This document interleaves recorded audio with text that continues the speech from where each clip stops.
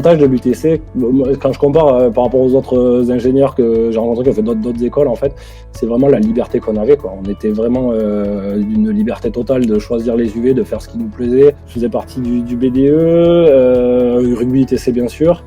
À la fin de mon tronc commun, j'ai choisi le génie des procédés parce que en fait, c'était un peu le carrefour des disciplines, c'est-à-dire que c'est quand même très large. C'est à l'interface entre de la chimie, de l'industrie. Il y a des aspects environnementaux qui étaient là aussi dès le début, donc qui m'ont intéressé parce que j'étais très sensible déjà à l'époque à cette thématique-là.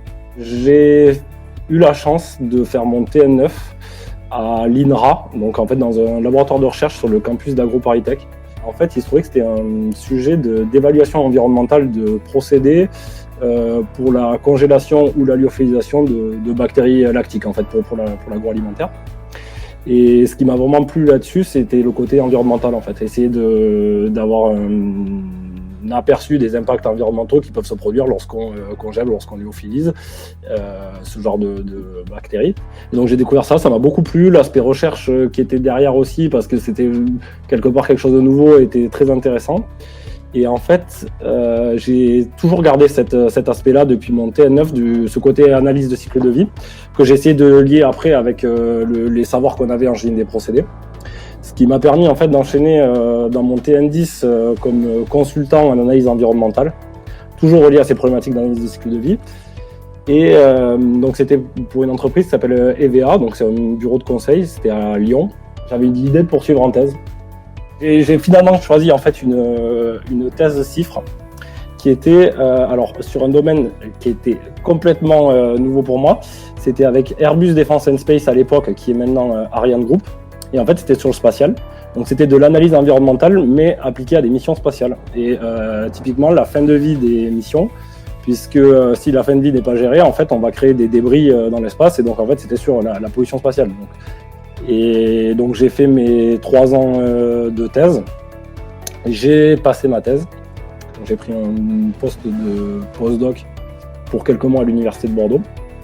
Ce qui m'a ouvert, en fait, la porte au poste que j'occupe actuellement, qui est en fait un poste à la Commission européenne.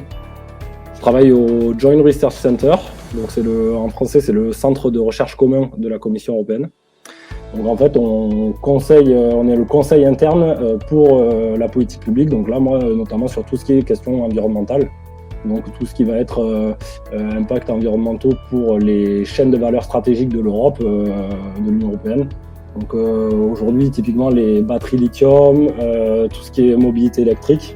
Et on est vraiment dans un but de conseil. Donc c'est vraiment, on va essayer de pouvoir quantifier, donner des nombres finalement derrière des propositions de politique publique. Ce sur quoi on travaille beaucoup, c'est tout ce qui va être en fait les approches foresight, c'est-à-dire essayer, donc foresight ou forecast, d'essayer de prévoir dans le futur quelle pourrait être la situation, pour que la politique publique puisse anticiper. Donc typiquement, quel va être le pourcentage de pénétration des véhicules électriques et finalement d'un point de vue environnemental, qu'est-ce que ça va impliquer?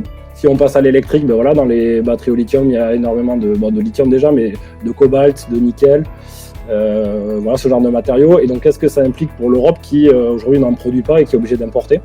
Donc en plus de cette thématique environnementale, c'est vrai qu'il y a aussi une thématique plus géopolitique sur un peu les risques d'approvisionnement que peut avoir le marché européen en termes de matières premières ou de matériaux transformés également, type fibre de carbone ou voilà, technologie avancée.